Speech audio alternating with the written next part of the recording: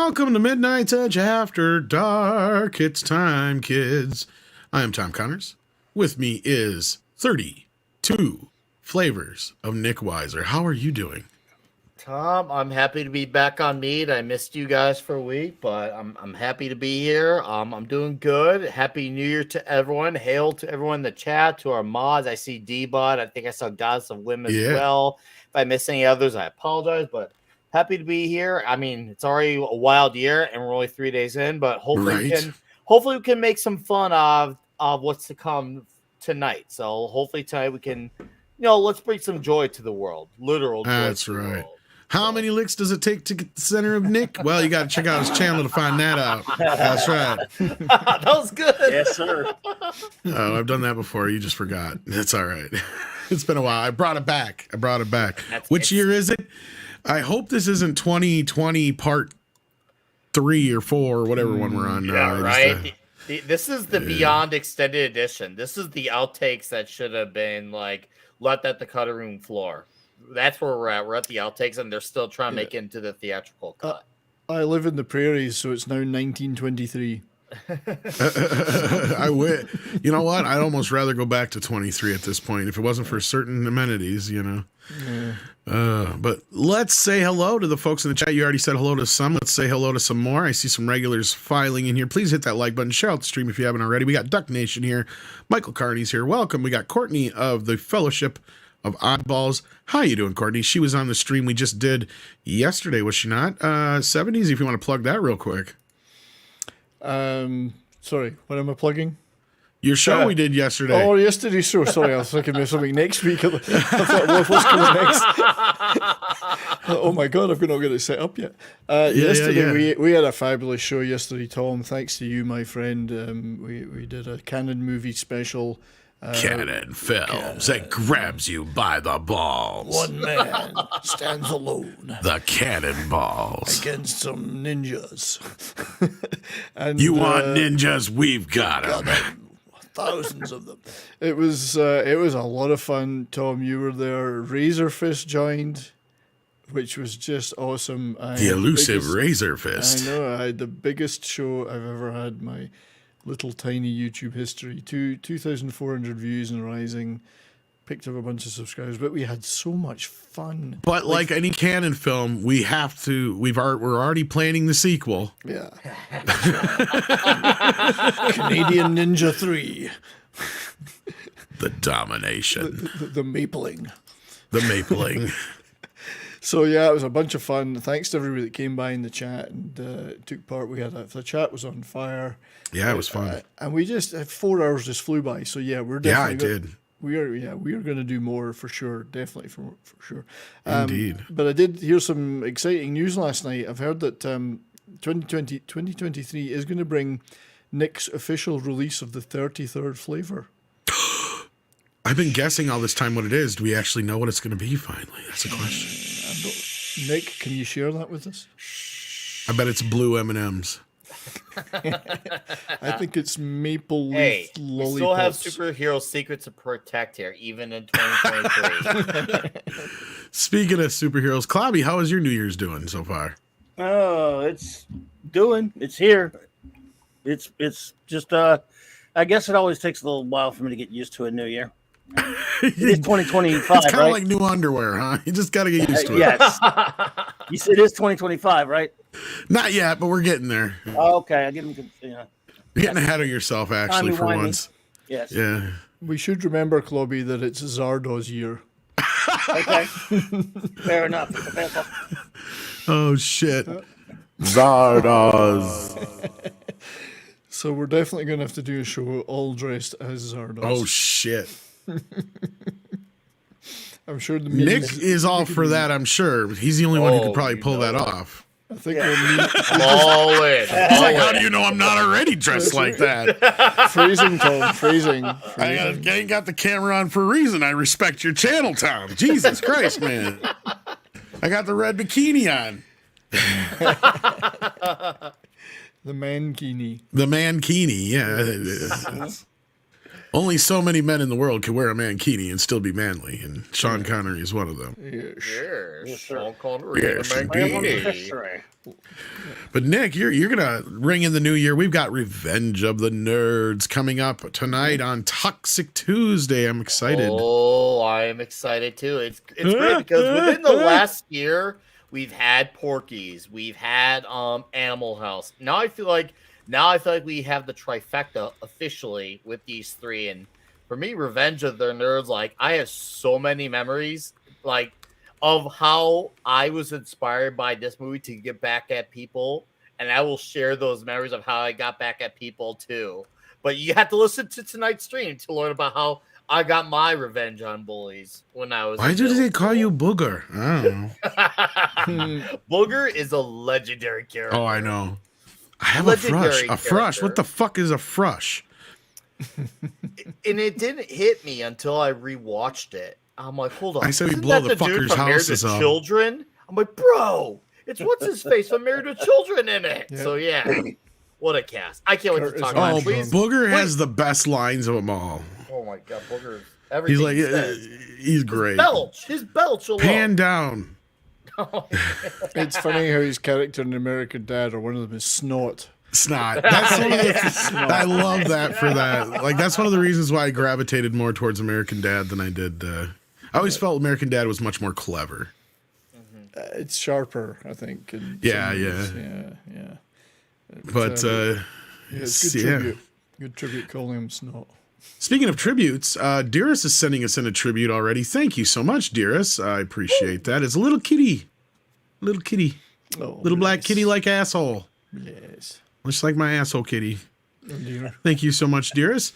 Then we got Christopher Dominguez, who's a new member. And I believe it has a minimum effort puppy.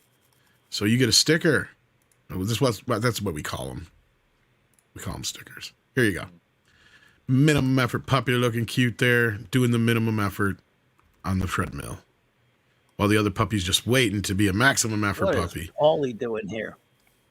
Oh, he's just trolling us. If he wants to come in, he can come in. He What should is be he able to just doing? hop in.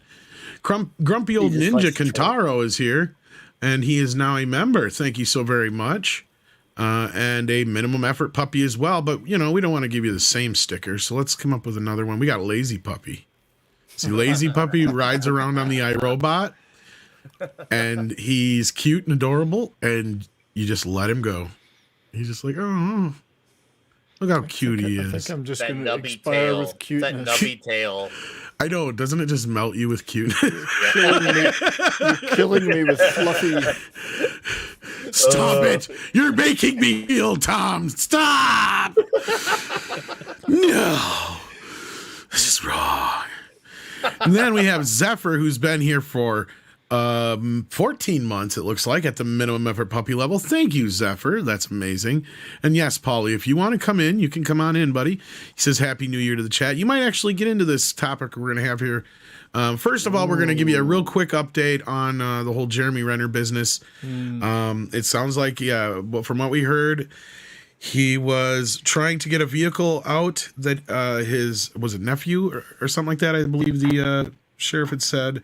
Regardless, another family member was stuck with another vehicle they were plowing, and he pulled out another utility vehicle to get the individual unstuck. They got unstuck. As Jeremy exited the vehicle to talk to the other family member, the vehicle started to roll. Jeremy then retreated back to the vehicle, and in the process of trying to jump into the cab, got basically sucked into the treads underneath the vehicle. Oh, Suffering massive damage to his legs, probable, I would imagine, because they said something about, and he did post, and this is a picture from his recent post. Yeah, so he is awake now. You can see he's in rough shape. So I'm sure he sustained a lot of injuries from being basically rolled up underneath the utility vehicle, as best as what we can call it. It's like a snowplow, basically. But so the press conference is out there if you want more details. Now, we haven't had much more for medical details because that's not up to the cops. That's that's not their domain. Their domain is just to give you the facts. And Oh boy. Yeah, so at this point, we have yet to see how he's going to do as far as recovery and all that kind of business. But of course, all of our thoughts and prayers go out to him and those who are with him dealing with all this this tragic accident and its effect it's had on him. I guess is the best way I can put it. Sorry. Yeah, and he was trying to do some good stuff, just being a good neighbor and a good community guy. But I think is the show that he plays the mayor in. I think the second season's in the can. The what's the latest show he's in? I watched the first season. I can't the mayor recall. or something or other. Yeah, Mayor of Dogtown or something. Or Something I don't remember, I but think that's in the can, so it probably shouldn't affect that. well, then again, I know a lot of people are jumping to this. Oh, how it's gonna look. This guy's career's probably done. Like he's gonna be dealing with surgeries and a lot of therapy and physical therapy and whatnot for the next few. I hope he has a speedy recovery, but worst case scenario here, Mayor of Kingstown. Thank you guys. Kingstown, that's it, Kingstown. Sorry. Yeah. So, but yeah, glad he's awake, and that's a good sign. So hopefully he does have a speedy recovery. But at this point, I don't expect anything more out of him than that, just to try and get better. And so that was that. That was the update on that. Let me think. Was there anything else I had to update on? I'm trying to remember here. Six probably sent me something I forgot about. It's just really unfortunate that Hawkeye can't catch a break even in real life. It's just like, damn, dude, he already has enough in the movies. Like, really, real life, you had to do it to Jeremy. He's actually like if you actually see him like on like his Instagram and Twitter, you actually see the rare times he posts on Twitter. He actually seems like a cool guy. So that's like very unfortunate. Seemed like a good guy. Yeah. Yeah. No, actually, I think the next thing we're gonna do here is we're gonna do this bit box office predictions for 2023. Will Tom Cruise, Super Mario Brothers, and A Bear on Cocaine save the theaters? Now, we recently learned that the box office for last year was pretty lackluster.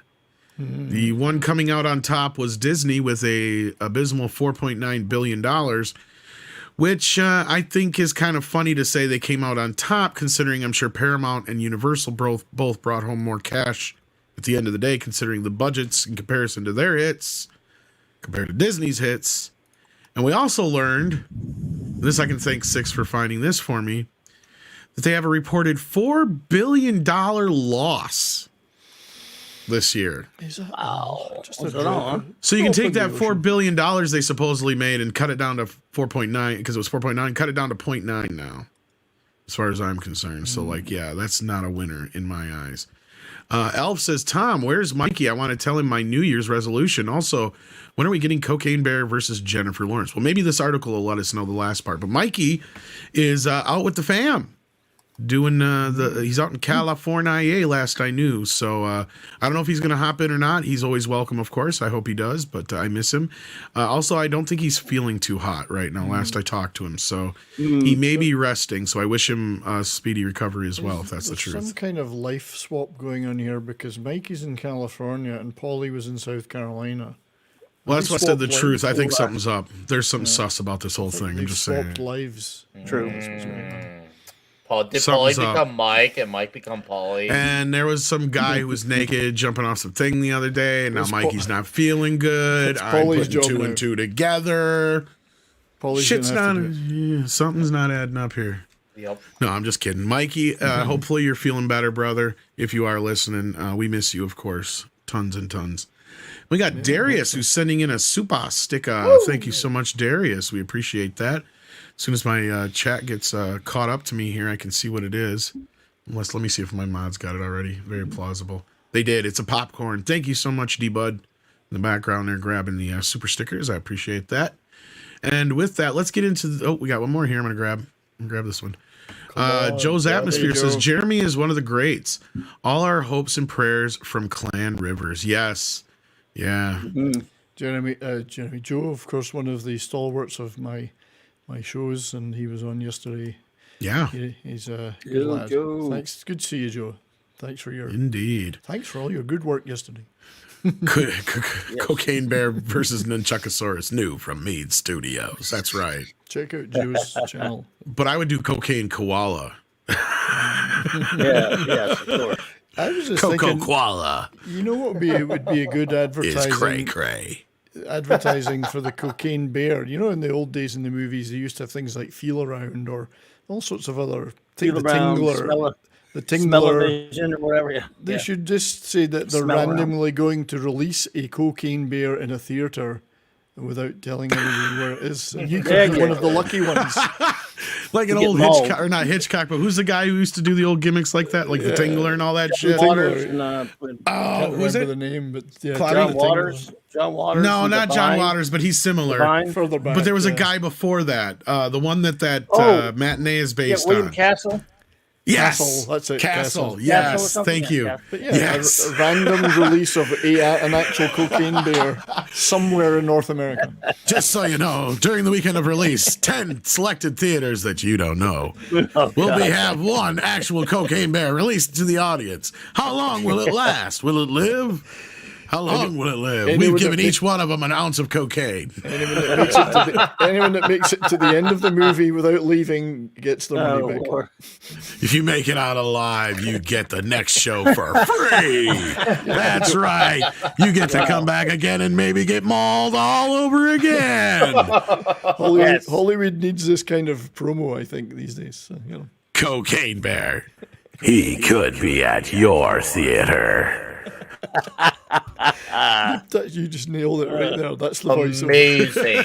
That's it. That's the ticket right there. Does that really entice people to go? It's like, fuck, I might get mauled by that fucker, but I, Oh, there's you know some crazy what? people that go. Absolutely. It probably would be. Or you get to watch somebody else get mauled. You know what? A lot of people be like, look, I'm going to get a fucking that shit on video because I'll tread like a motherfucker. You can just see them being Sue interviewed. that theater. You can see Oh, them yeah. being interviewed afterwards. No, they make You you know, sign a he waiver. took my leg off, and I'm so happy about it.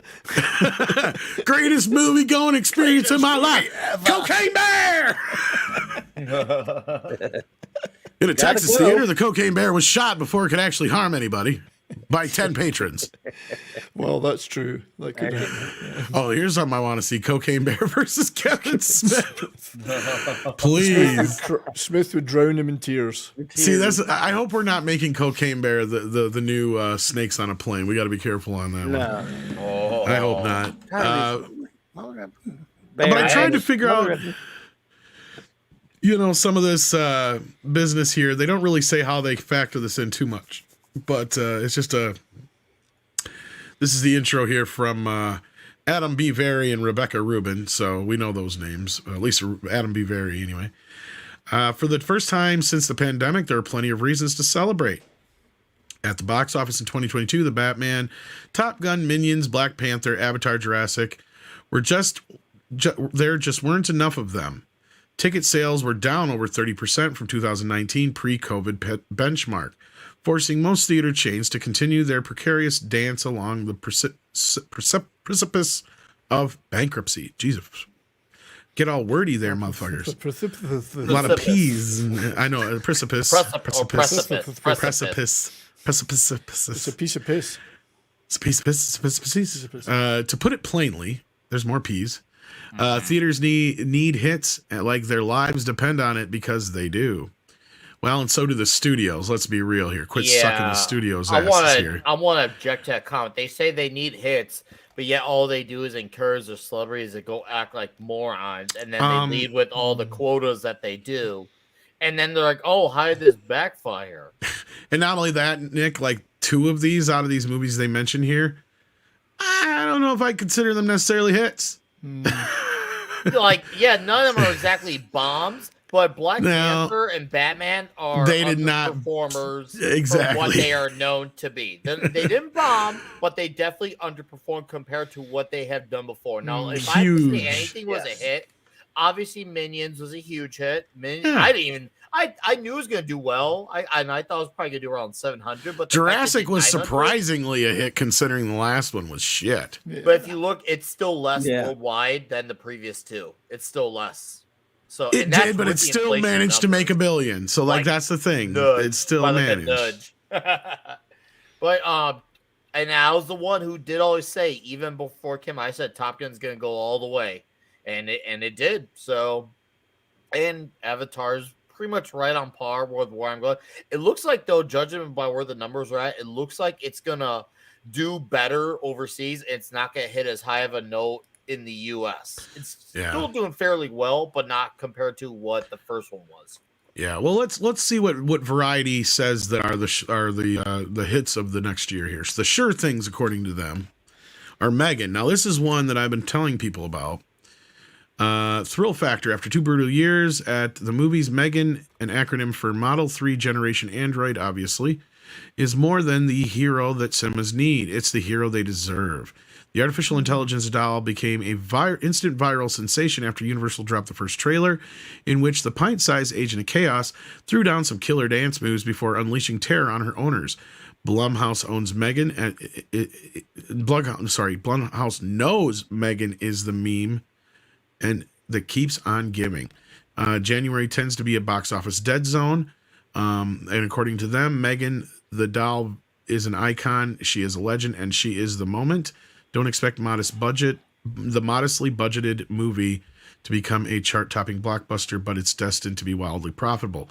Yes. I think that's being a little nice, or like a little reserved, I would say. Because I'll be honest with you, I think this movie's going to do a lot better than a lot of people are thinking it's going to do. I think you're right. I think it'll make a lot of money. You know, obviously compared to its budget, I think it's going to do extremely well. I mean, I'm interested in it, and I'm not really a Blumhouse guy, so it looks good to me. But that's the thing, is it's got that meme factor to it already. Yeah. It's trending constantly. It comes out this next weekend, and people are still talking about it. I wonder if it's going to knock Avatar off the top spot for a week or two. Not for a long time, at least for a week or two. But we'll see. Anybody else want to chime in on that or no? Well, I don't know about that, but that's hard to say. But I think the subject matter is quite pertinent. I mean, we know that it's topical in terms of robots and AI, androids, human mimicry by AIs and robots. So we know it's coming. So this is kind of hitting the zeitgeist in a little way, I think. Mm-hmm. Well, we get to hear what Chris Gore thinks about it tomorrow morning, so we'll see. Mm-hmm. The next one, of course, is a no-brainer, Guardians of the Galaxy Volume 3. I mean, if there was a surefire hit for Marvel, outside of Spider-Man, this has got to be it, I'd imagine. That's going to be it. I agree. I think it's going to hit $1 billion. And I think stateside, it's going to do minimum 400. One, actually, like, it doesn't seem like a bad trailer, despite my gigantic complaint about Adam Warlock. Yeah, but people are genuinely interested. Like, that's just the fact that people, like a lot of normies, are looking forward to this, and I think they're going to come on big numbers for that first weekend. So even if it somehow ends up not being as good as the first two, I think that first weekend alone is going to cover a lot of ground. It'll be their biggest thing since Spider-Man and Endgame. It'll dwarf any of the other garbage they've had for the past couple of years. It won't change much, but it'll be pretty big. Yeah, and if people really would like to see something throwback to when Marvel was still decent in the movies. Yeah, not that it may not even be any good. I'm just saying people are gonna be excited. Right. About it. Sorry. No, you're right. But the thing is, Clubby, you're right. Like, let's put it this way: like, they're gonna turn out no matter what for that first weekend. It's gonna be huge, and on top of it, it's James Gunn's last Marvel production, so it's gonna have a big audience no matter what. Now, if it ends up being good and people like it, well, then you have the rewatches, and that they don't even have to worry about competition because, obviously, obviously competition definitely doesn't help them. But the thing is, if the movie ends up being good, it will go all the way, competition or not. It will. So all they have to worry about is it a good movie? Well, speaking of is it a good movie or not, Spider-Man Across the Universe is the next one on here. They predict very big things for this one. In fact, they go as far as to say that this is considered, the first one anyway, is considered by fans to be the best Spider-Man film ever. I've not heard too many people say Spider-Man 2 has a thing or two to say to you. No kidding. Bestest ever, huh? No, that's strange. I mean, look, it's popular. Even though you and I don't like it, Tom, it's popular. A lot of people like it. It is, but I it's still not say that high up. The ceiling like on this bastard is $400-500 million tops. Right. Yeah, And that is if this thing is good. And I'm giving it a little leeway because, they may have gained some ground since the movie initially came out. But I remind folks, it's the lowest grossing of all the Spider-Man movies. And I'm only convinced it got a sequel because it won an Oscar. Because otherwise, I'm not so sure Tom Rothman would have considered spending, more money on this or not. I don't know, maybe, but I think this will be maybe close to the first one and do all right.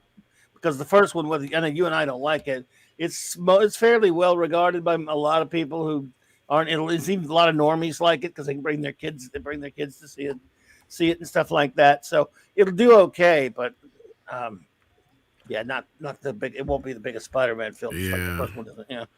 No. I think a few people would pick the first Spider-Man 2 or even No Way Home before that one in some cases. Definitely. By a large slide. I know it has its fans, but yeah. It does. What I think at the minimum, it's going to do maybe around 300, 325. Now, if people actually like it and, if more people find it good beyond normies, I think maybe around 450. So we'll estimate between 3 and 450. And that's on a worldwide number, by the way. There's no way it's going to do 450 in the States alone. So, and this is not an insult to the movie, but for some reason, like before the first weekend hit for the original Spider-Verse, there was just not a big opening weekend for the first one. I don't know what it is, but for some reason, general audiences don't take I guess you could say the anime version of a movie versus a live action as seriously. And that's unfortunate because, you could find a lot of great anime movies that are as good as a live action.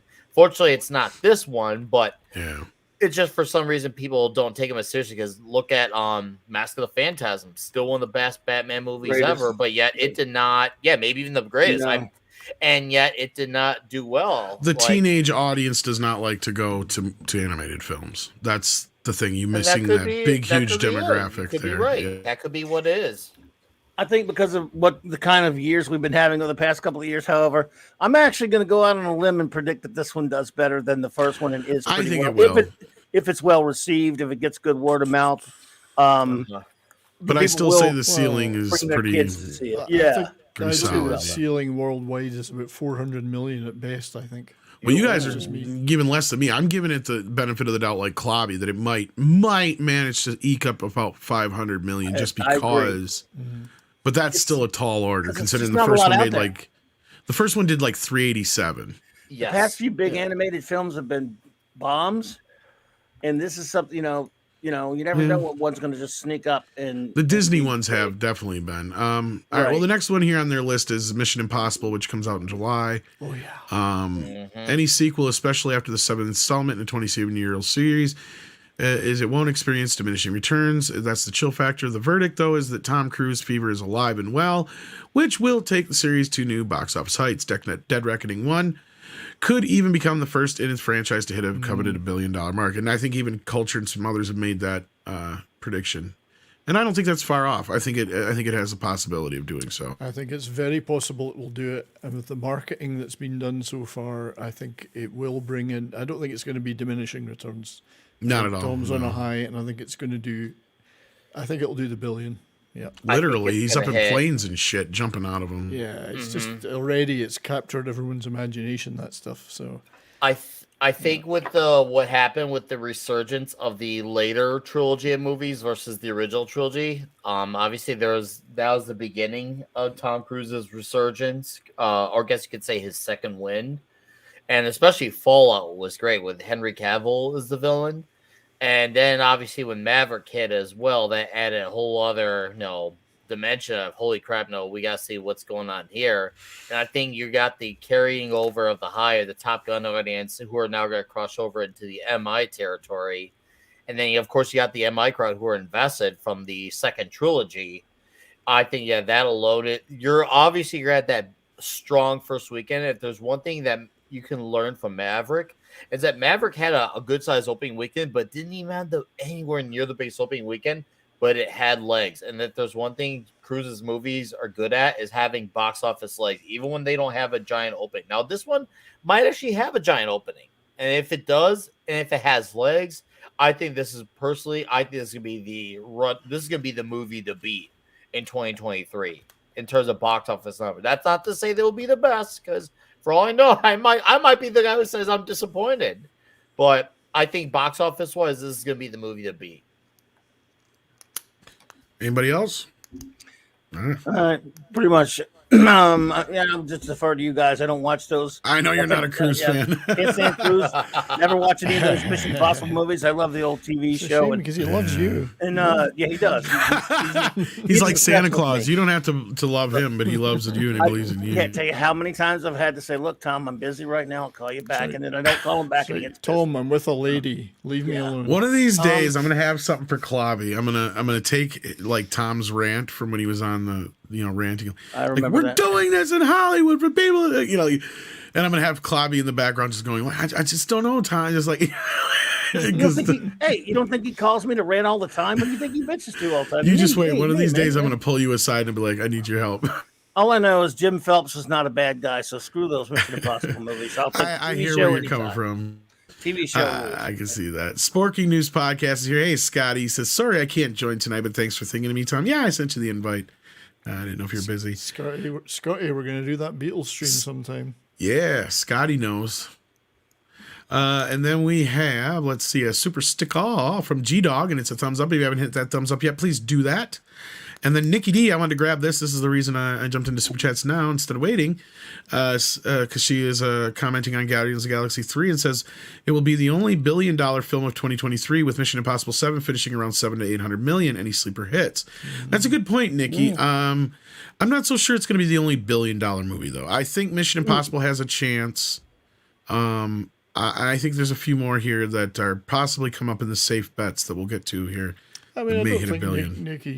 Nikki could be right. I mean, could be. I think that would be the lower end of everything. This is one of the movies that I think has a shot at $1 billion. And the reason I say this because we did just talk about how animated films hadn't necessarily done great, but the Minions films have, right? And those have all made $1 billion as of the last 2 or 3. And this is from the same company that's doing that. This is Nintendo. This is Mario Brothers. Unless this movie is a disaster beyond, portions of the original film, I don't see this doing bad. Like, it doesn't really have a shit ton of competition until Guardians of the Galaxy. It has almost a whole month. So, yeah. What do you guys think? Go 70s. Otherwise, I'll go. In terms of box office for this, I think globally, for the Super Mario Brothers movie, I could easily see that reaching $1 billion globally, easily. Okay. It's a beloved character globally. I mean, look at how many copies they're saying that Nintendo has sold in that franchise over the years. 770 million. Yeah, you've got about 3 or 4 generations. Something like that, yeah. Maybe even 4. Yeah, so you're going to get kids, but you're going to get their fathers and their grandfathers. If it's good and it doesn't get destroyed in the early reviews, I think it could do $1 billion globally very easily. You're right, because my dad knows who Mario is, and my kid sure does. Yeah. People want fun. And I guarantee if he had a kid, they would too. They want fun and entertainment, and this is going to give it to them, I think. Klobby? I think you're all right. This one has a chance to be that, but I would not be surprised. That's all I'm saying. Yeah. Nick, it sounded like you were... Oh, sorry. Go ahead, Klobby. No, go ahead. I said, it sounded like Nick was chomping at the bit on this one, so go ahead, brother. Oh, no, we're good, man. I was letting you guys have it. So I think, I predict at the minimum, I think this is going to do at the minimum 800 worldwide. Now, if people love it, which I think there's strong potential, because even though we are all on the common consensus of Chris Pratt's voice, a lot of the kids are not going to think of that, especially kids who don't think of that. Obviously, you'll have the exceptional kid who knows, but a lot of kids are just going to be happy that it's a Mario movie, and a lot of them recognize it. That visual representation is there. I know I'm using a buzz term, but visually it looks very, very faithful. And if it ends up being good and adults and kids like it, I think this could maybe do $1 billion. I think maybe if this doesn't do $1 billion and people love it, I think maybe it will come close. If it doesn't, its sequel, should it be good, we'll do it. Either way, I think I see the future franchise finally of video games and I think it's gonna be Mario because they put an actual story together, and they got obviously a big cast involved and a lot of the characters, and there's a lot of stuff that people are very invested in. Like when I show this to my 9-year-old daughter, she loves seeing that trailer. She's like, "Oh, hey, look, that's Rainbow Road. Oh, hey, that's from Luigi's Mansion." She was pointing out the Easter eggs and all the little nods to me, and she's 9. And that's cool because now I remember when I was 13, 14, look at trailers for like Spider-Man, but I recognize that and that. Now I see her doing that. And obviously, video games have a huge audience. And trust me, the toys are going to be massive. Like, I'm sure we already have 3 or 4 Yoshis. I'm sure come next Christmas, she's probably gonna have a bed full of Yoshis. You're gonna Mario toys coming out your nose, man. Sorry, what you're saying. Yes, they probably will. Right. No, I was just going to say that to Nick's point. I mean, he talked about games, recognizable games around the world. I don't know if there is a more recognizable game Agreed franchise. No, there isn't. I say don't think there is. There was a time in the 90s when Super Mario Brothers 3 came out. Mm-hmm. Mario had officially overtook Mickey as the most recognizable character on the planet. Absolutely. I mean, Sonic, as somebody mentioned, it's probably going to be bigger than Oh, it's gonna. I brought that up for that reason because their point here is they get into the whole Super Mario movie from '93. You need to forget that was so long ago in the distant past that has no effect on this whatsoever because their verdict is correct. It's a me. It's a huge hit. Let's go. It's a Mario. Come on. And I would say we don't know the geopolitical economic situation in the year to come. It could be really bad for many places worldwide. It could be as it is now, or it could be okay. We don't know. But if it's okay, like if the world isn't on fire, I can't see this not being an enormous hit. That's the thing, and people are talking about recession and things like that. That's true. But here's one thing that is true about that. When we go into times like this, like during the Great Depression and other things like that, that's times when we've actually had some of our biggest hits in films. Why? Yep. Because people want to escape. Yes. And regardless of the price of a ticket right now at a movie, it's still one of the cheapest things you can do as a family. As opposed to going to a concert or even like a theme park or anything like that, even a baseball game, for fuck's sake. And as long as, they would have to work really hard to screw this one up. Let's put it that way. Yeah, that's what I'm saying. Unless this thing is so fucking woke that it can't help but get in its own way, this is almost like a guaranteed hit. And 500 million easy. I think it has a chance to hit $1 billion because with the Minions people being behind it and those last 2 films being a success that they are. Mm-hmm. And not only that, the type of buzz that like the Nintendo world is getting as far as the theme park business goes. It's the time. It's time Mario got his own movie that wasn't. And as much as I have a personal love for the original '93 Mario Brothers movie, I know it's not a real representation of what Mario is. This looks like they're on the right track. Yep. That being said, sans it being woke as fuck. Yeah, I think this is more of a sure thing than this. They have it listed here. I think so. I think with also too, this is the type of movie that'll benefit from its animation style because even though I am more or less fatigued from that animation style, I feel like this is the type of movie that fits it, and I think it's going to play out to its benefit because as someone who's played a lot of those games, whether it's Paper Mario, or Mario Kart, or Mario 64. Those are the best worlds to be playing those games, and this definitely has a lot of those visual elements, nailed in the game. So I truly, like I said, they're gonna have to really do something absolutely dumb, which it could happen, but I don't see that happening. I think this movie is gonna be something. Yeah. And Tom, I'm glad you mentioned the whole thing about the recession because a lot of people forget that I don't want to make this a politics thing, but just for comparison's sakes. The first Avatar came out in 2009. That was still a bit of a recession period as well. And Avatar did the money that it did in 2009, and that was a recession time. That was 2009, and that was a recession time. And that did almost $3 billion worldwide. Can you imagine what that number would have been considered today under today's inflation numbers? That's massive. Like, once again, and I'm not a fan of the movie. I saw it once, never want to watch again. But I'm also not going to deny the facts that movie, people liked it. Or at least people saw it in theaters. And it did well under that whole recession era. So, yes, I'm not one of those guys who, uses the recession excuses. If people want to do it, they're going to find a way. Well, and I don't even really see it as an excuse so much as it is a viable point. But as I point out, like, it's just a normal thing, especially considering, like I said, the price and the value. I mean, especially if you got kids and you know they're Mario fans, it's a no-brainer. And another franchise that can do just about anything, for that matter, and has already, and can still make money, it's Fast and the Furious. And yeah, I'm not a fan of this one in the least, but I can tell you right now, this is going to probably make $1 billion. Wait, this is a crossover between Fast and the Furious and X-Men? Wow. No, I wish. But no, regardless of how it does stateside, it's going to make the $1 billion just from all the it's overseas. Not a film about Tom. It's not called Fast Sex. Fast X. I'm just kidding. I know it's Fast 10. Hey, I got other shit to do, all right? No, their verdict is the perspective of 11th feature are purportedly designed to conclude the Fast saga. Marketing book hook that could help keep audience interest revved up for the 22-year franchise. I don't see a place where this really does a bad box office at all. But you know what? If they were to take the argument earlier of Mission Impossible and say there might be some fatigue, That's true. This is the one where there might be fatigue. You're not wrong. The last one was just so ridiculous. How did the last one do in the box office though?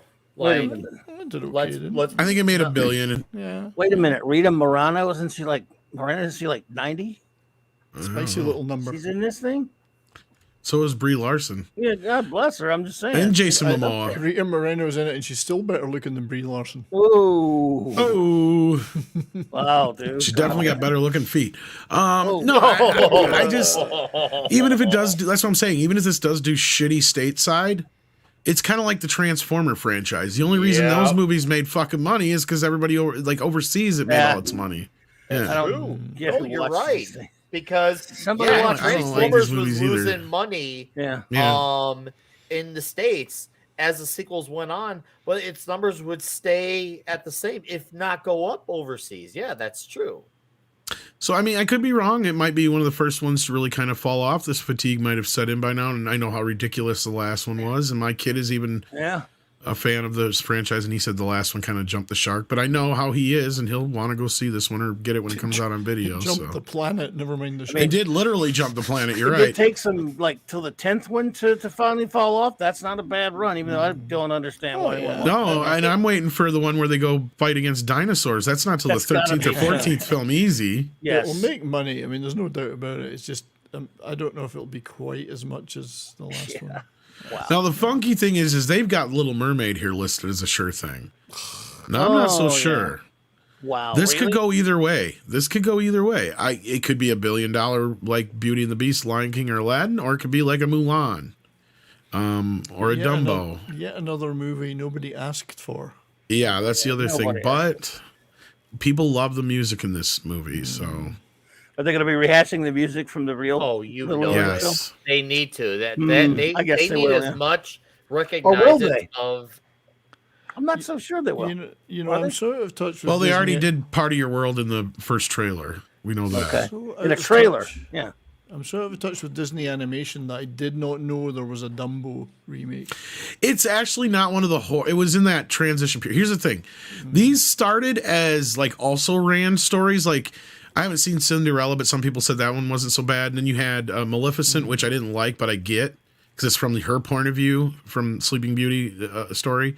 And then you had, and stuff like that. And Dumbo kind of fell in that gray area where it was kind of a retelling of the story, but it wasn't a beat for beat retelling, kind of like Jungle Book. Like it was. Who were the main voice actors in that one then? I'm trying to remember now. I don't recall. Tim Burton directed it. That's all I remember. And it was. It wasn't as horrible as I thought it was going to be. Danny DeVito played the ringmaster though, and that doesn't sound so bad then. That's it was. It was so pointless. It was so middle ground though. That's the thing is, it's like it was immemorable. It wasn't horrible, but it was like, it was kind of neat to see it, but. There was some things that weren't in it from the original that I was like, oh, that's too bad. And then they added some things that are just like... Colin Farrell and Eva Green. Is that what Ghost in the Photo was saying? But Colin Farrell and Eva Green, are they in it too? I don't know. Yeah, I think so. In the Dumbo, yeah, that's Oh, yeah. right. So it'd be Colin McFarrell would be a fucking Yeah, they Dumbo, beefed up the frickin' Dumbo. peoples. Didn't hang around too long. They beefed up all the human actors in the story too. So like, yeah. I'm trying to remember if the mouse even talked. I know the mouse is in it, but I don't remember if he even talked I'm in kind it or of not. curious about it now, though. I might go look for it. Yeah, I remember it not being as bad as I thought it was going to be, but that's one of the last ones of those I watched. But see, that one did fail, and so did Milan, as they point out here. But the rest have all been billion-dollar hits. So Yeah. So The Little Mermaid, I wonder what its sort of budget it's probably $200 million, I 100 bet. million. So it's going to need to be at least 4 or 500. At least million. 150, I bet, because it's all underwater shit for that stuff. That's not cheap. Well, we'll see. No. I mean, I don't find it at all interesting. Even if they do dry for wet, it's still not you still got to CG it all in. So yeah. But the next one they have here is Barbie, which I've said I think will do all right.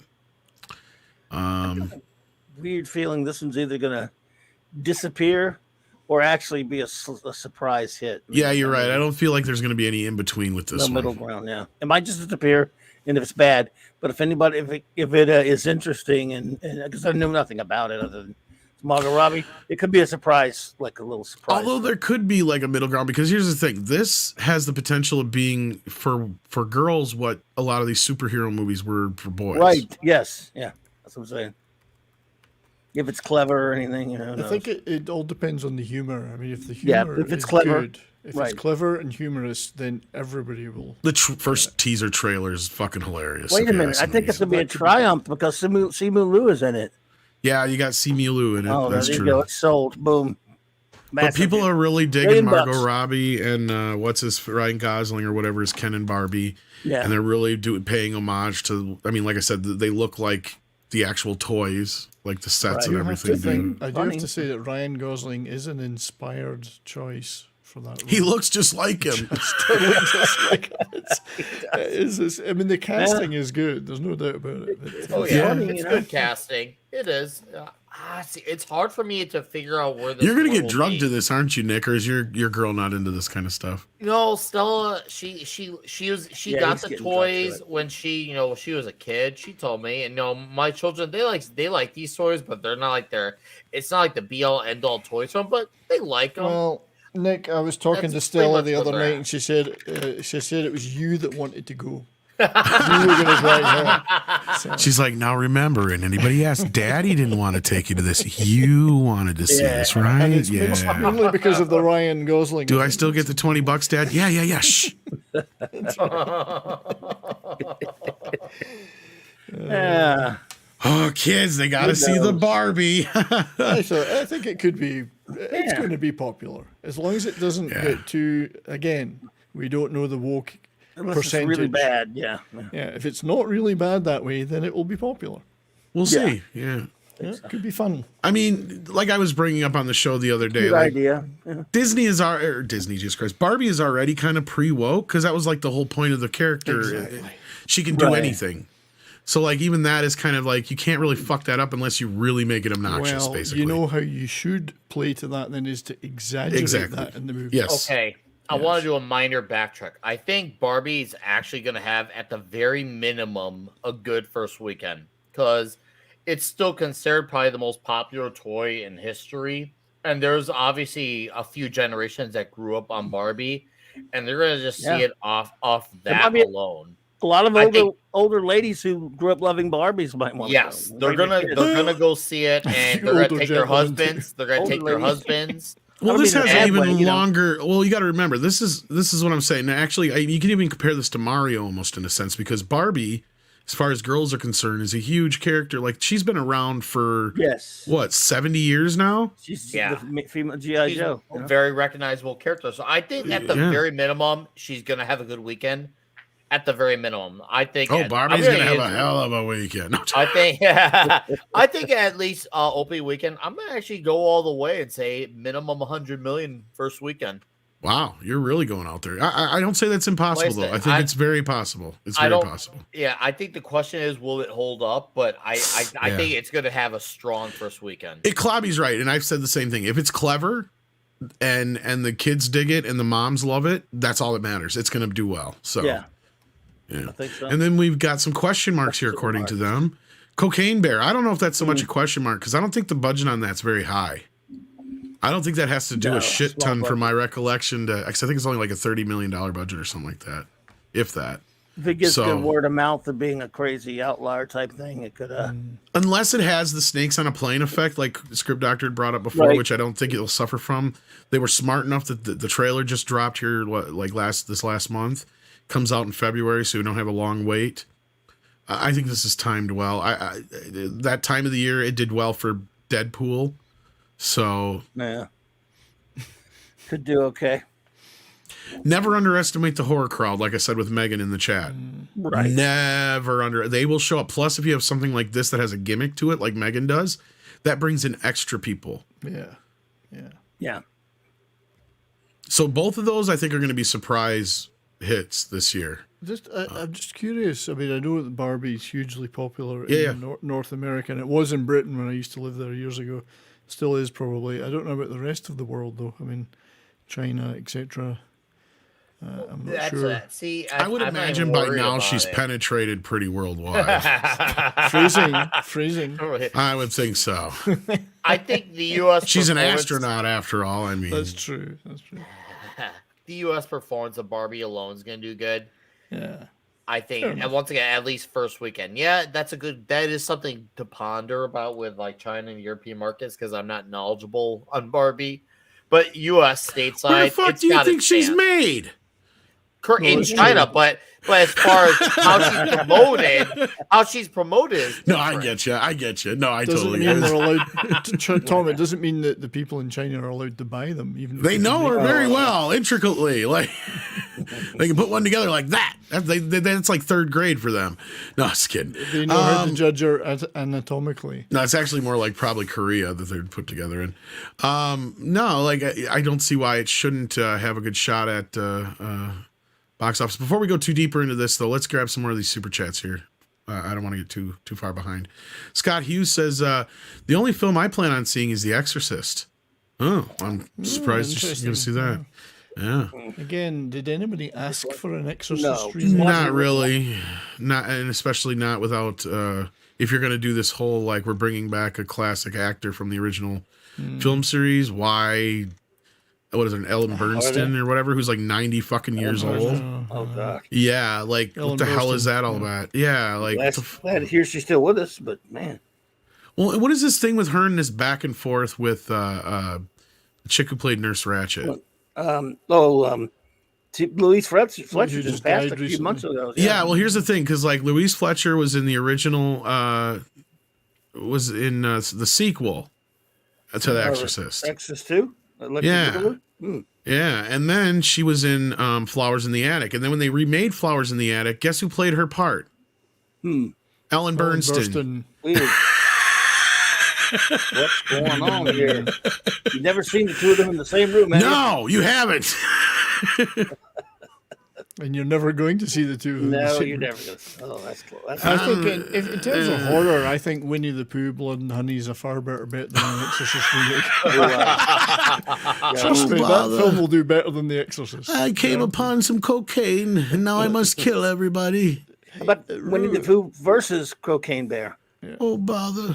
It'd be like that meme, Rue, it's a great day to burn the motherfucker to the ground.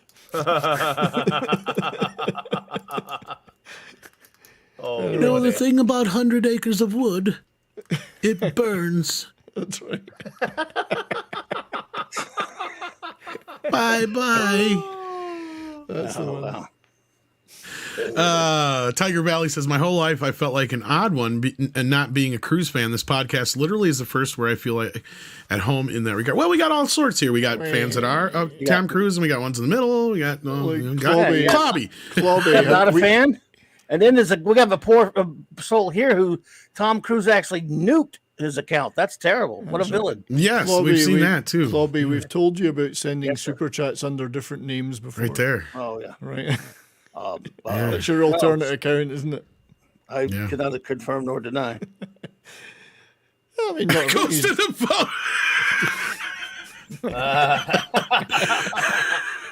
I asked Santa for a Malibu Barbie, and all I got was another Exorcist movie.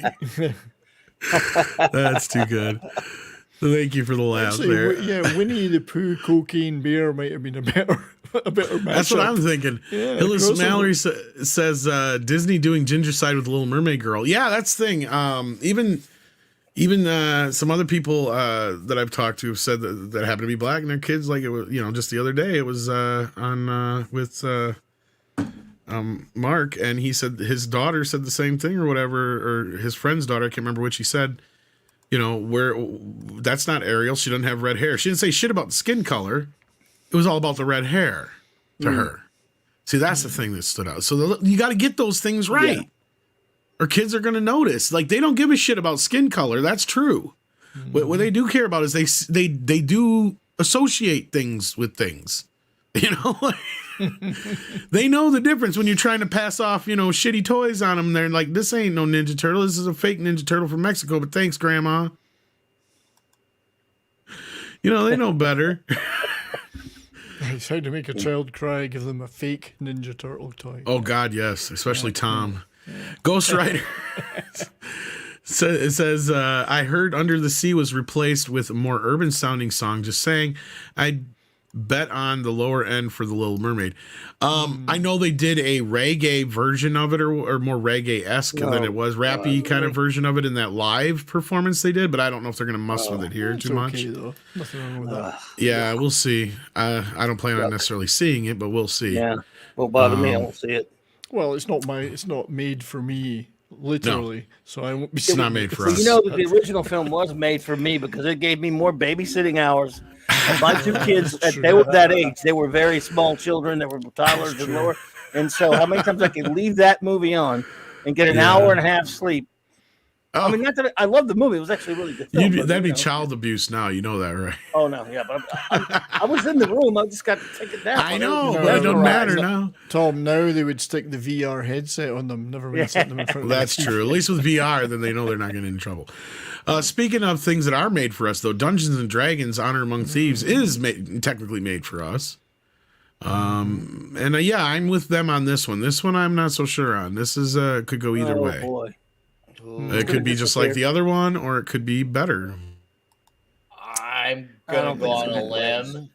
I'm gonna go on a limb and say it's not gonna do well. No, I saw the trailer. Nothing.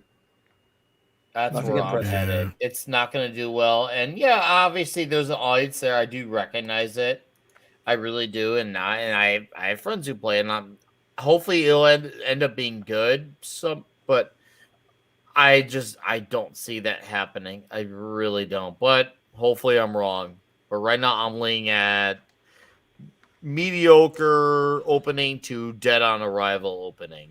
Well, here's what we got. We got Leroy Lyon saying, I played D&D for 33 years. I don't want to see it. And then you got Zephyr saying, I'm definitely going to see it. So right there, that's already a split. So it could go either way. I bet you if word of mouth is good on it, it can do okay. But if it's anything like the original one from the 2000s, we're done for. Then we got another Hunger Games movie nobody asked for, The Ballad of Songbirds and Snakes, which I believe is a prequel, and I have no frame of reference. According to them, the book has generated positive reviews, so pressure is on director Francis Lawrence, who successfully spearheaded prior installments to the big screen to recapture the magic. May the odds be ever in his favor. There you go. So fans of that, hopefully you're looking forward to that and you get your wishes fulfilled. Yeah, but no Jennifer Lawrence? Well, like everything else, she started it off, but she had to pass the baton sooner or later, Wow. She can always go back in time retrospectively and be in it. We don't know. She may show. Yeah, you're right. I can't watch a movie without her in it. Not that we don't know if she invented a time machine yet. You got to watch the movie, Clobby. I don't want to. I didn't watch the other ones, but neither did I. I should. Maybe now that she's not in it, this was the place to jump on. Queen Elizabeth, though. No. The thought of a Hunger Games prequel or any Hunger Games movie, I'm overcome with indifference. Overwhelmed with indifference. Overwhelmed with indifference. It sounds like something that would be said on Monty Python. I'm overwhelmed with indifference. Similar. I'm just overwhelmed with indifference. You were anti-powerful. Speaking of anticlimactic and being overwhelmed with indifference, Wonka. What? Yeah, it's a prequel. And speaking of prequels, God, another why? And they spent $125 million on it, according to this. This is a film they could have a lot of problems with if the spelling is done wrong. Instead of I'm gonna say wanker. Why would you want to go see wanker? I'm saying wanker. That movie from the fellow with the chocolate. No, that's Wonka, you fuck. Have you seen your Willy Wonka? Only Wankas asked for a prequel on this. Only Wankas did.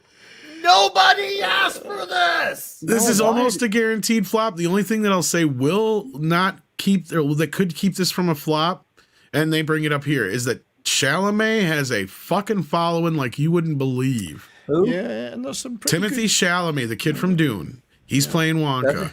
Okay. Yeah. I think it could and this is going to be the true test if those girls show up or not, or how big of a following he really has. It could be a reasonable hit, Could be. And it has got some good British actors in it, like Olivia Colman is brilliant, Matt Lucas, Rowan Atkinson, and the writer. Rowan Atkinson's in this? Yes, Rowan, and the writer. So the writer is a guy called Simon Farnaby, and he wrote a brilliant BBC show called The Detectorists. If you've ever seen The Detectorists, it's a really, really good little comedy, very wistful comedy. But two guys, there's a group of friends that go around with metal detectors, and that doesn't sound very exciting, but it's brilliant when you watch it. Very funny, very heartwarming. So he's a good writer. He's certainly not a woke writer. Let's put it that way. So it's not Woka then. Yeah. Yeah. So, we'll have to wait and see.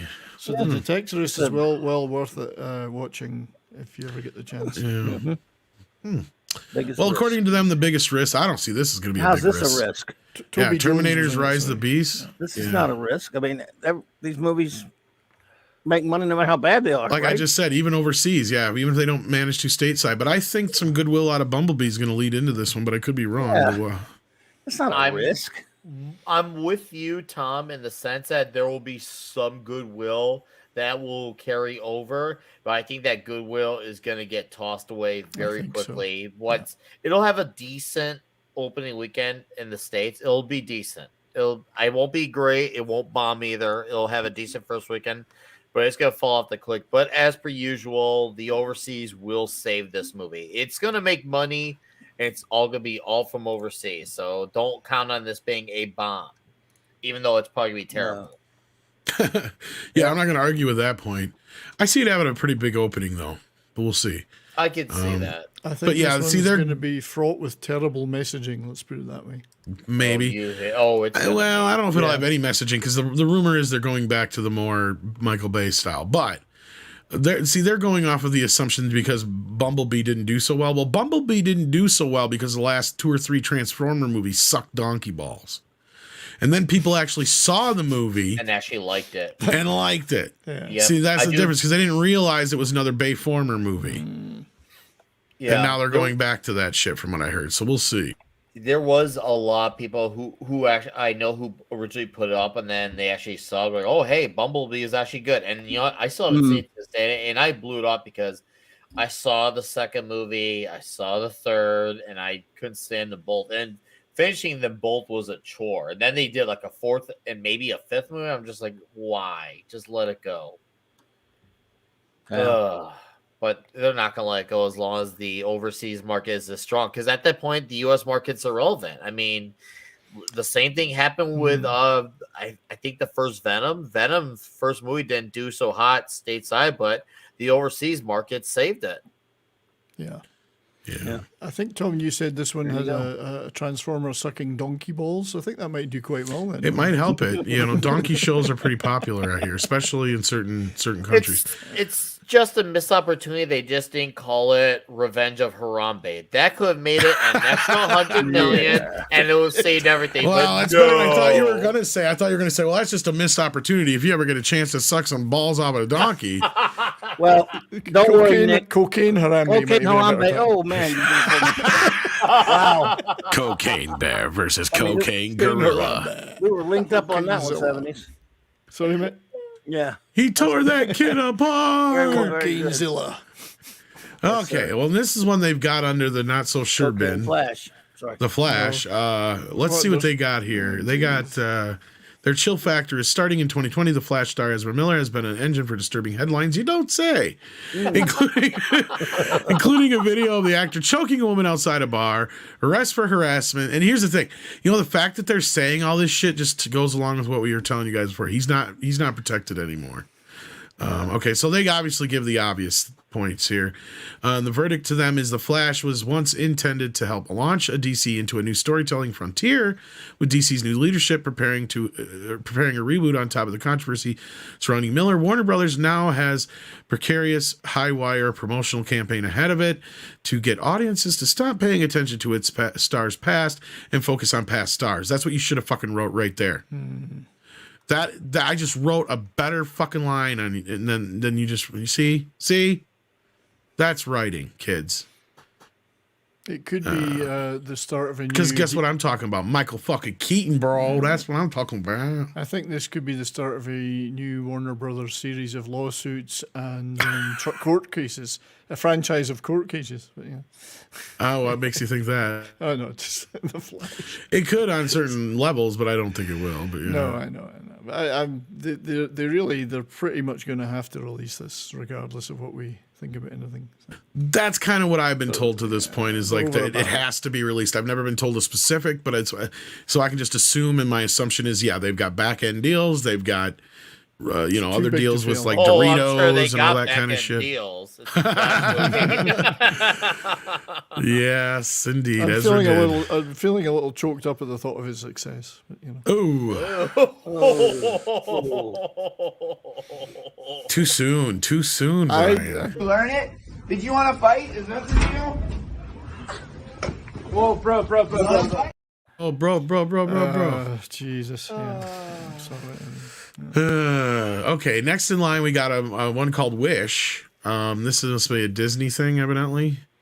So this is supposed to be their animated film. Masterminds Jennifer Lee and Chris Buck from West Side Story, evidently. Never heard of and it. Frozen. Yeah. Wish needs a Let It Go-esque banger, a song. So I've never even heard of this fucking thing. So the chances of that are slim. Flowers of the Flower Moon from Apple and Paramount. Killers of the Flower. Never heard of It's got Brendan Fraser and Leonardo DiCaprio in it, and Robert De Niro. Scorsese. Oh, this is Scorsese's new movie. Okay. Apple. I don't predict this will do like huge box office numbers, but it will probably get some attention. Acclaimed. Yeah. So I'm not quite sure why they put this on here, unless maybe it is. I guess it is a $200 million budget. Well, so it must be a fancy. It'll be no Flash, but it'll probably get some. Yeah, it'll be no Flash. That's right. But it'll probably get some. It'll be no Bros, but let's see what you guys are saying here. We got Brian Smith, who just sent in $2. Didn't say anything, but thank you, Brian Smith. Then we got Jack White, who says only movies I'm interested in are Dune 2 and Mission Impossible 7 and John Wick 4. Yeah, notice Dune 2. Didn't even mention any of those. Yeah, John Wick 4 were on there. John Wick 4 is like a no-brainer. And I mean, I think that I know why they left off Dune 2, because they don't have anything to base it on. That's why. Yeah, I mean, John Wick 4, Expendables 3. They didn't bring it. Yeah, Expendables 3 should have been on there too. Expendables 4, sorry. No, 4, yeah. 4. That's a 4. And also, but there's the third. There is the third Equalizer. That's it. Sorry. Third. Yes. Yeah, that's coming out. There's Dune quite a few 2. movies they didn't have on there, yeah. They didn't have Ghostbusters and some other ones too. I would have thought Dune 2 would do quite well. Yeah, Ghostbusters is coming out this year. Yeah. Yep, this Christmas. Wow. They haven't even started shooting yet, or they're just starting. Oh, but yeah. Yeah, They must have a really tight schedule. That's what I said to Andre earlier. I'm like, what the fuck is all these other movies' excuses? Ghostbusters has not even gone under the knife yet, and they're going to have this bitch out by Christmas. That's less than a year turnaround, and you can't say Afterlife didn't have about half of the amount of effects as most superhero movies do. I mean, sure, it's not as extensive, but it still had quite a few. And I got to imagine this is going to be the same thing or bigger. Yeah. So I'm perplexed. I'm like, wow. And they're managing to do it on a budget. I'm impressed. Okay. Maybe they're going to do a lot of practical shit. Could very well. And I mean, ghosts, I guess, are not that hard to CGI, but still. We're going to have to wrap this up here soon because 70's got to leave anyway. But I'm starving. I got to eat before Toxic Tuesday. Yeah, Elf brought up he wants to see Cocaine Bear versus John Travolta. Oh my God. It's a bet. I want to bet it. Maybe Bill McClintock, the guy that does the metal mashups on YouTube, could probably do something. It's a on that bit. one. It's a cute little bit. Cocaine Bear versus John Wick, though. I mean, Oh god. Oh, that bear wouldn't have a chance. you don't think so? But there's a No, few but things he'd to be look forward conflicted if he could kill it or not, because it's an animal. True. But John Travolta, on the other hand, Yeah. to. I see a cocaine bear. There is a lot of stuff to look forward to, though. I He think. stole my cocaine. What the fuck? Oh crap! He snorted the whole bag. They failed to miss the obvious mega hit, which is still slated for 2023 release, Star Trek Kill it. 4. Yeah. It's not coming out. It is not coming out. It's on the list. That'll be the big It is not coming out. I got to make a prediction of an off-the-wall prediction. It might not be such a big hit in North America, but I think the Indian movie is coming out soon, January, called Pathan, is going to be mega box office internationally. It's Salman Rukh Khan, his latest movie. If anyone hasn't seen the trailer for Pathan, it kicks ass. I think Pathan or Python? Pathan. It's going to do really well internationally. I'm not sure about North America, but it's just the kind of entertainment we love. I'm going to go and see it, and that's it's ass kicking action. And SRK is probably the biggest star in the world. We don't know it over here, but he probably is. Salman Khan. Yeah. Anyway. Goddess of Women's here and says these are movies Hollywood is banking on to save it. Oh boy. Well, actually, there's more than that. But those are the movies that Variety picked for some reason. And then Tim Riggs says only John Wick 4 interests me next year and right now. That being said, I am done with theaters in general. It would take something extraordinary to get me to tolerate that experience ever again. Well, that's fair. I understand where you're coming from there to a point of view. I'm somebody who has to drive an awful long way to see most movies, so I feel you. Mega J says Cocaine Bear versus Meth Tiger. Now that's a match. That's a Sci-Fi Channel movie coming out. But I think the bear has the edge. Yeah. If I have to take a guess. And then Night of Snakes says, off topic, sorry, but who would you say are the best written animated characters from just movies, TV, games, not comics? You can name as many as you want. Thanks. Greatest animated characters of all time besides the Looney Tunes? Best written, not the best drawn, written, the best But you written. can't pick comics. I don't care about written. right? Yeah, no, Looney Tunes to me are just hands down the best, They're the best. cartoon characters ever made. Period. Agreed.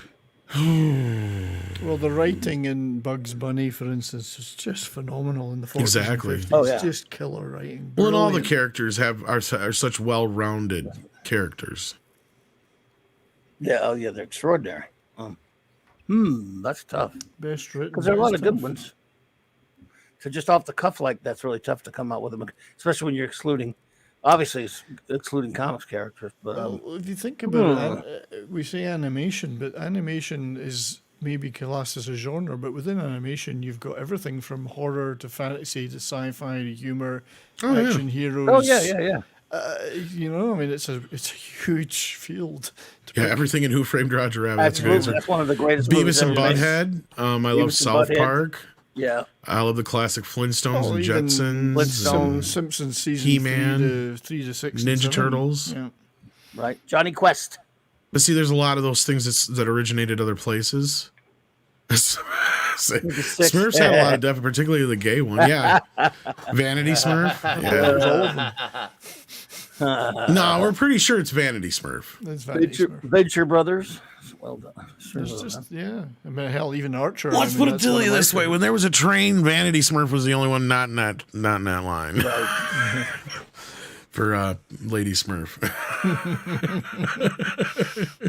Archer's pretty good. I mean, that's one of my favorites. Yeah. There you go. Yeah. In terms of Tim writing. Riggs says, should Ezra campaign to get Flash movie into Transformers universe? Ooh, I don't think. I think Ezra Miller just needs to go away. It's like He Go will and after get that sorted movie out. tanks for him. After that movie tanks. he needs to go get help. Yes, and then after that, maybe he can work at a library or something. I don't know. That list didn't mention Shazam or Aquaman either, did it? It didn't, and I was No, it wondering did about not. It did not. It was a very limited list. It was not a very well done list, in my missed opinion. a dozen things that could Oh, well God, be it's missed good a lot hits. more than a dozen. I mean, I'm thinking 65. But look, I actually have, Operation and this is something Fortune. I was hanging on to because I wasn't sure if we're going to get into this like tomorrow possibly or not, but I have somewhere here a whole entire list here. Oh, there's Let me hundreds. grab it. Spinning Wheel, the Neil Bogart Casablanca Records biopic. That could be pretty good. But Kiss, got Kiss in it and all that sorts. Yeah, that was one I was curious about. So what's the deal with that one? It's Neil Bogart. It's about Casablanca Records, Yeah, isn't it's it? all Yeah, okay. Casablanca. It's a story of Neil Bogart, who founded Casablanca. It's written and produced, directed by his son, but it actually looks pretty good to me. I mean, it's an interesting period. You know, it's not just Kiss, obviously, with Casablanca, Donna Summer, all these other acts, all these other. Evidently, I missed a super chat. Let's see here. So that could be quite interesting. Or it could be shit. Who knows? You never know. You won't know until we see more. Yes, sir. Suddenly Seymour See more bits. standing beside me. But I will have to drop out, my friend. So you're always dropping out. Man, Yeah, go ahead, because I got to I'm gonna find the drop super out. chat. tune in, Take turn care. on, and drop out. See you guys later. Be good, See you 70s. Good night, soon, Brian. 70s. Cheers Happy to New the Year. chat. Yeah, buddy. Happy New Year. Cheers, chat. See you guys. Bye. All right, where is this one I missed? Holy crap, I'm so sorry. Oh, you got it. Thank you guys for bringing it to my attention. Must have been when I was reading something and didn't see it. I don't know. Don't know. We got that one. We got the G-Dog one. Yeah, we did. Right? Yeah, that was a thumbs up. Okay. 7. Where is it? We got Scott's. Okay. It's somewhere. It's got to be way up here then. I must have. Well, what the hell? Joe's Atmosphere, we got that one. Weird, wild stuff. We got Darius's. Okay. Elf's again. Okay. Sorry, guys. No, it's okay. Here it I know how is. that goes, man. I know. Here it Oh, is. yeah. I Understand how that remember goes. that one. Yeah. No wonder miss 'em 6 sometimes. wanted this one up there. She wants me in a mankini. That's why. Warrior of Justice sent in $2. Says 100 Uh-oh. likes. Tom in a mankini. Uh-oh. How many likes we got? Oh darn! It's 202. It's way over. It's way over, guys. So you do not want to see me in a mankini. No, nobody wants that. Okay, so then I think we're all caught up.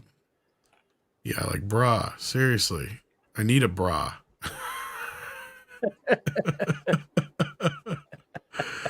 And thank you, D-Bud and 6 for bringing that to my attention. And then that's about it. I don't think there was really anything else pressing to really get into.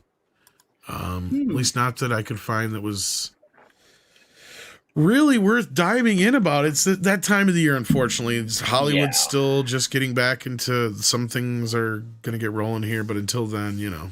Just getting kicked off. Give it a few weeks. We'll probably start hearing some stuff with DC, and then on top of it, in February, you have the Ant-Man 3 movie that's going to come out. Whether people like it or not, there's going to be talk about it because obviously you have. Oh yeah, that's what I was doing. You just reminded me. Involved. So no matter what, it's going to ramp up distracted. in a few weeks. It's going to ramp up in the coming weeks. I forgot. You made me, but you did remind me of what I was doing here because I'm like a puppy. I forget what I'm doing. See, I got you, Tom. I got you. I keep up on this stuff too. I got you. Okay.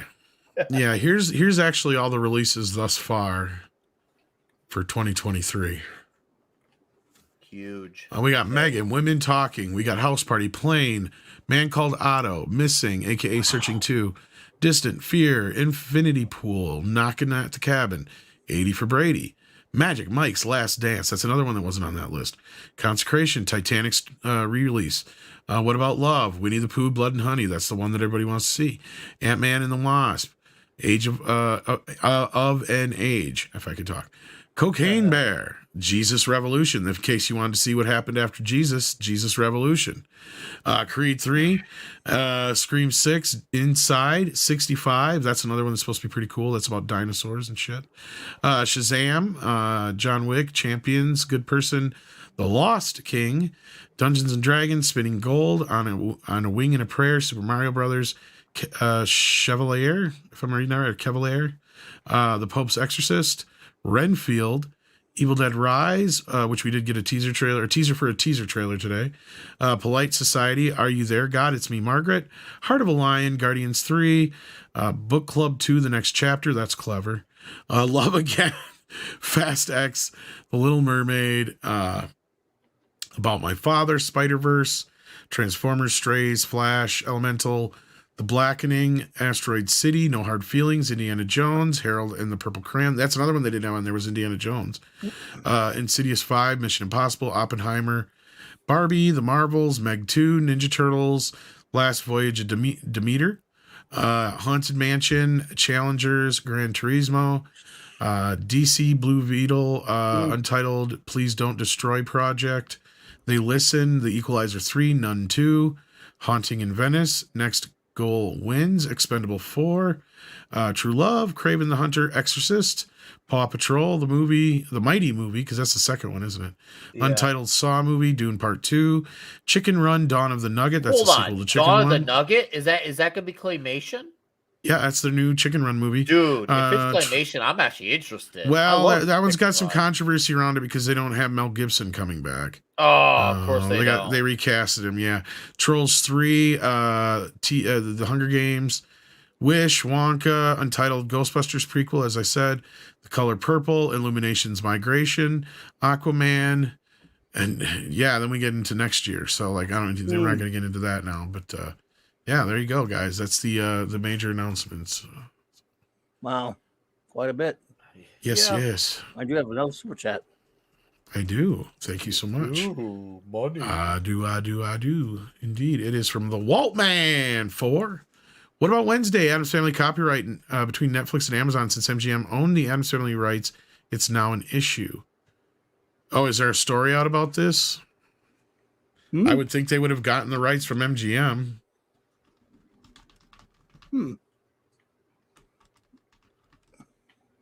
I do not know what's going on over here. Tell me more.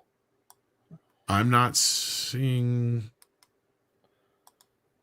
anything about that. I'm sorry. No, they would just license the show.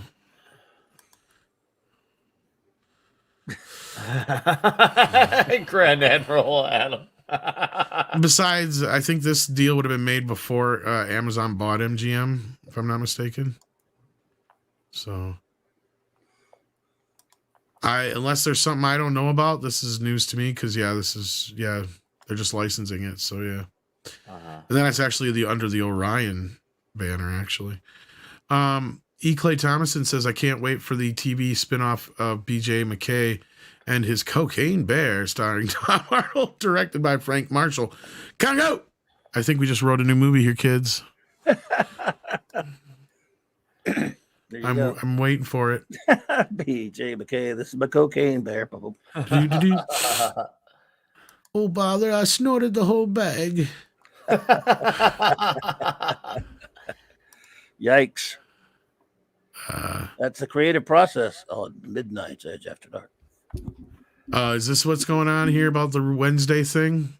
Maybe that could be about a bit of controversy since they haven't announced a season 2. So yeah, I don't know. I don't see why they wouldn't just. Not only that, I think somebody from the estate also has a say in that too, if I'm not mistaken. Jeez. I'd have to do some looking into that. I couldn't find anything from a cursory search, and I'm not seeing anything here. So I'll have to look into that a little more. Thank you for that. And with that, I think we're going to wrap this up so everybody can go grab something to eat. And we got Revenge of the Nerds. And how long, Nick? Hour and 15. And then don't you have something coming up too, Clobby? No, not on Tuesday nights every other night. I do tomorrow night, hopefully. Loki at the Round Table, then my show tomorrow night. And then, of course, I got the Clubhouse Thursday night and Saturday Star Trek coming up Saturday. So, and the same old shows. And with Dick hopefully hanging out at the comic shop. Oh, yeah. We're talking the Infinity Gauntlet for the next 6 weeks. Right. Yeah, that's issue by issue. The original Infinity Gauntlet story. For those in the chat I've picked up some new comics. You did? Ooh. Well, I guess it's could you call them new? Here, hang on, I don't know. It's only... If they're new to you, anyway. If you like, just acquired them, they could be new to you. I mean, I need. I'll have to check out that Yellow Flush video then after the show before What's that? Toxic Tuesday about Wednesday. He did post a video. I just checked my notification. Yeah, go ahead. I actually got it. My notification. Check it out, and he'll probably know more about it than I do right now. I'll have to look into that. But no, I had to fill up a new one of these things. Oh, well, these are ones I got from Mikey for Christmas. Oh, you got some? Oh, dude, Batman Cool. TMNT. Yes. I suppose I should probably make myself big here, huh? Puppy dog. Yes. Oh, I like. So this was from Mikey. Thank you, Mikey. Aww. And then he also sent me this one as well. Oh, okay. Cool. 1990 issue. Wow. The Willow one I think I showed on your... Didn't I show Willow. this on your... I think you did. If yeah, not, it's got the 3 issues. Willow Marvel adaptation. And I think I showed you this one too. Oh yeah, you did. Yeah. Cool. And then we got The Last Ronin. Oh yeah. Okay, here we're getting into the brand new ones. These are ones I just got. Okay. Frontier. Trek 5. Yep. Cool. Here's one that I was... Still had Star Trek.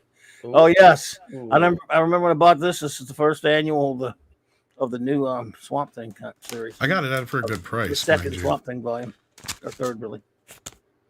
Nice, Gil Kane art in that. Yeah. And no, this was one I didn't even know existed until I found it. Wow. I actually Have you guys ever seen this movie? No. No. That's Alex Winter. That's Alex Winter. Really? Really? Huh. That's... I think I've heard of this movie, but I don't Where am see I it. at here? Okay, this is Randy Quaid here. Oh wow. Okay. Okay. This is Mr. T right here. Weird. And there's a dog boy in here played by Keanu Reeves. And this is a movie that Alex Winter directed. Oh, It's the called 90s? Freaked. Yeah. It's fucked up, but it's funny. And then this one, There you you go. may have Movie seen me adaptation. reading the other day. Yep. I think Gray Morrow did the art on that one. There's some nudity in this bitch. Let me show you. Yep. You know, see, he already knows what I'm talking about. I can't believe they got away with this shit. It's not like full-on nudity, but... I think I bought it just because Gray Morrow did it, if I remember right. Oh, it looks good. It's a good drawn book, but I'll show you the specific one I'm talking about here. Shosh. Lisa. Lisa. Sure, no, I'm not gonna find it. Oh, come on.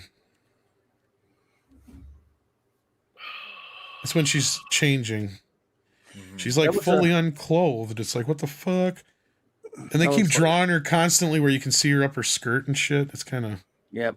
Helen was wonderful in that role of a very mediocre movie, but she was... Yeah. Here it is. They got the look right, but they sure didn't get the movie right. Like, she's topless there. And bottomless in the next shot. Oh, yeah. Wow. Whoops, can you see it? There we go. Wow. Yeah, no, I do see Oh, yeah, it. you can tell he really likes drawing his women. Oh, yeah, he is good. He was my favorite. He really likes drawing. Like, look at this shit. Look at this shit. Yes. Oh, yeah, he loves his angles. Yeah. Very toxic man. Now I remember why I bought this, because I didn't think the movie was that good. This I bought took it me 'cause I by liked surprise. Gray- Because I these just guys bought will it 'cause of tell Gray you. Morrow. Yeah. Because I like to just buy, I'm a movie adaptation. Adaptations, yeah. Yeah, and I just got it, and I'm like, holy shit, that's a little suggestive. The late great Mark C and I did a show about all the movie adaptations like that, because that was a thing, man. Back then, every big movie got a comic book adaptation. Usually, you can get it before the movie came out. Yep. And well, that was how that was our home video, but especially when before VCRs, you know. Yeah. And I think I showed you guys this one once before. Nice. Oh, yeah. Oh. That's the prequel and sequel to the movie. Right. And then we've got cool. Mystery Men. Well, yeah. Adaptation. Cool. I remember that. Yeah, I remember that. Speaking of Surprised how many adaptations, of we the got movie adaptations there were. The Mask. I know, There you go. Yeah. I've actually been eyeballing the original. I remember that. Speaking of, I've actually been eyeballing the original Mask comics. This is The actually still original comic new. of Mask is nothing dude, like John the movie. Goodman. John Goodman. The Flintstones. This is actually still in plastic with the 3D glasses. Ooh. But it's not actually 3D. What it is you put one eye on and one eye on the other. One, it's the human actors. The other side, it's the cartoon actors. Nice. So it has the same scenes and everything. But anyway, cool. you were about to say there, Claudia. The original Mass comic is nothing like the movie because it's very dark, unfilmable, very dark. But by R. Cootie, very dark. Good. And we got Alien 3, three parts, and that is the haul. Yeah, well, cool. You know me, I still get them just the same. So that's my recent haul. Sometimes I show those off on Nick's channel there, I think it is, when you do the Friday night thing. Yes, we do. And actually, I don't think I've shown all my cases. That's just my newest one, but yeah. Anyway, that's enough for now. No, all good, dude. Always like when you show off the goods, man. It's always cool to see some comics. Yes, sir. All yours. And but anyways, chat. Comic shop Friday night. We're talking the Infinity Gauntlet, and for those who want to actually know how the story played out in the books, this is the place to be for the one next issue at a time. Weeks. We're gonna review it one issue at a time, individually, so you can really deep dive into all these issues. So please come hang out with us. And of course, Toxic Tuesday in just over an hour, Revenge of the Nerds. And I'm finally posting videos again. So go check out my video of the best metal albums of 2022 because I said so. That's literally what it's up, because I said so. So Southern Viking watched it. He approves. So anyways, chat. Good. Thank you for being here. To our mods, thank you for wrenching. And Tom, thank you for having me. And I'll see you, I'm sure, real soon. And Claudia, as always, I'll see you soon as well. All right, buddy. Take care. Speaking of that, Tim Riggs says, all hail Curtis Armstrong, Booger. Can't think of another actor that went from playing Booger on the big screen to an ultra powerful Aang of God on the small screen. Not to mention moonlighting. Yeah. And then Joe Pat says, Freaked is a legit deep dive. Believe it or not, that's the most expensive one of the comics I just showed you. Wow, really? That's how it's because it's a little bit rarer. It's not that expensive, but it's it's like $30 usually is what it goes for. But I got it for a little cheaper than that. So then we got Joe's Atmosphere saying Supergirl is the one. Helen Slater is a tall babe. Yes, I think she was the best one so far. Agreed. Did I miss your super chat? I don't think so. I think I just got it. Unless there was another one I missed. Was this it, Tim? This is the one we just got. Yeah, I think that's it. Yeah. Okay. Should be. All right. I'm gonna figure that's it for now, unless he says, no, that wasn't it. There was another one. we missed Grand Admiral Adam, though, says Goddess of Whim. So if you need to run, Nick, go ahead. I'll see you guys soon. Thank you guys. Later, buddy. All right. Grand Admiral Adam. Yeah, it shouldn't be too much longer. Sorry. No problem. I'm not doing too well tonight. I'm missing all this stuff. Or is this one, Tim? Did we get this one? Oh, Tim Riggs. Should Ezra campaign to get the Flash movie? Oh, we got this one. Yes. So we got both of yours there then. So the other one. On top of it. We got Mecca J's. Tim Riggs. We also got this one. Yep, we got this one too. What was the other one I was looking for again? I just forgot. I think there's another one, but I could be wrong. I'll backtrack a little bit. Goddess of Whim said it, and I forgot what one was. Yeah, it looks like you got them covered, dude. But as far as I can see, anyway, I can't see much, but I can see them. Looks like you're cool. Only John Wick 4 interests me. Grand Admiral Adams says, "Oh, this is a member chat. That's why." Oh yeah, Tom, did you see the animated Batman v Superman movie or TMNT movie? Yes, I liked it for the most part. Sans one small bit, and that is the whole spirit animal shit. I hate that. But yes, the stream will lead you over to Nick's channel, so see you guys there. Take care of yourselves and each other.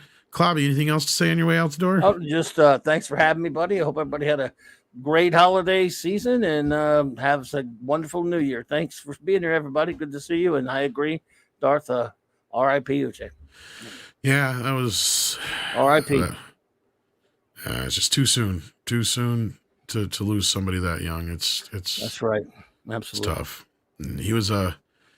He's a man with a big heart. He was a big teddy bear with a big roar, and he will be missed. Indeed. So take care of yourselves and have a good night. Good night, everybody. Thank you. Where's my out button here?